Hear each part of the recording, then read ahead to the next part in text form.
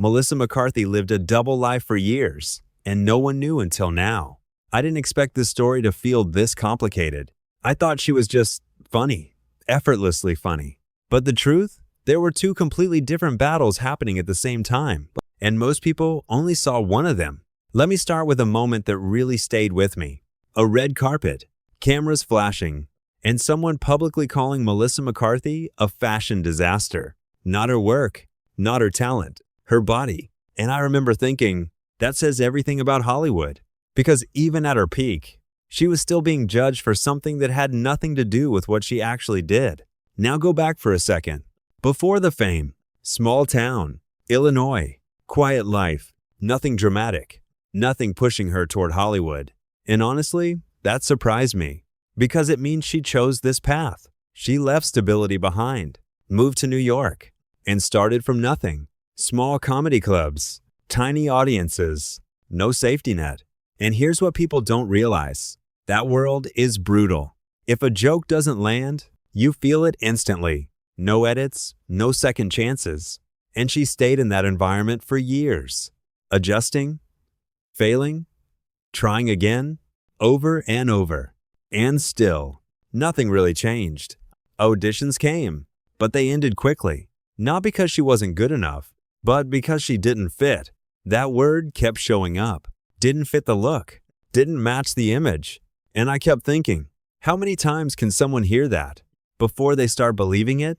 Now here's where the double life begins.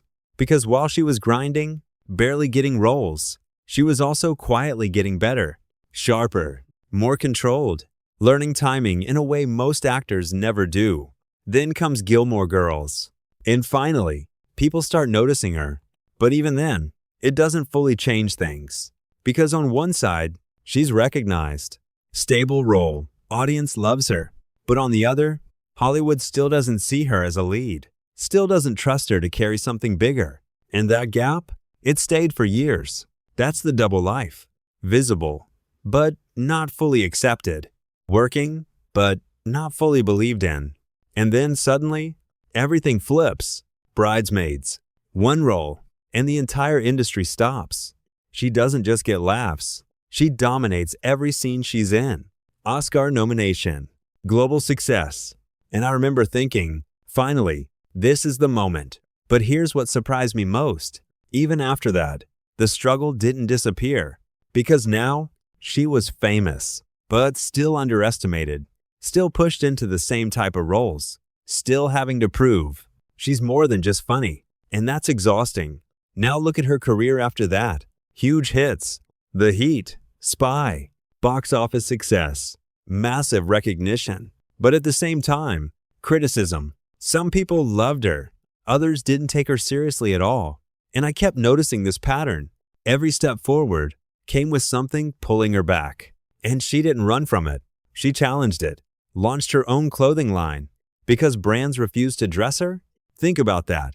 A major Hollywood star who couldn't get designers to make clothes for her. So she created her own.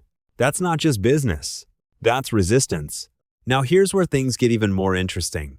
Because instead of staying comfortable, she changes direction. Can you ever forgive me? Completely different energy. Quiet. Controlled. Internal. And I didn't expect that level of restraint from her. No big comedy. No loud moments. Just stillness. And it works. Another Oscar nomination. And suddenly, people see her differently. But at the same time, she's also getting criticized in other projects.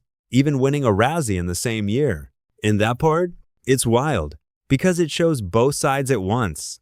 Respect and rejection. At the same time, that's the double life again. Success and doubt. Coexisting. Now step away from the screen. Her real life. Her marriage to Ben Falcone. And this part feels different. Because it's stable. Supportive. They work together. Create together. Raise a family together. And I noticed something. That's her anchor. Because everything else? Constantly shifting. Projects. Opinions. Expectations. But that part? Steady. And maybe that's what allowed her to keep going. Because without that, this kind of career breaks people. Now today, she's still working, still choosing roles, but differently, Less about proving something, more about control, more about balance. And I think that's the real story here. Because this isn't about one big tragedy. It's about living two realities at the same time. Being celebrated and doubted. Being successful and still excluded. And somehow, continuing anyway. Because in the end, Melissa McCarthy didn't just survive Hollywood. She forced it to adjust around her. And honestly, that might be more powerful than any role she's ever played.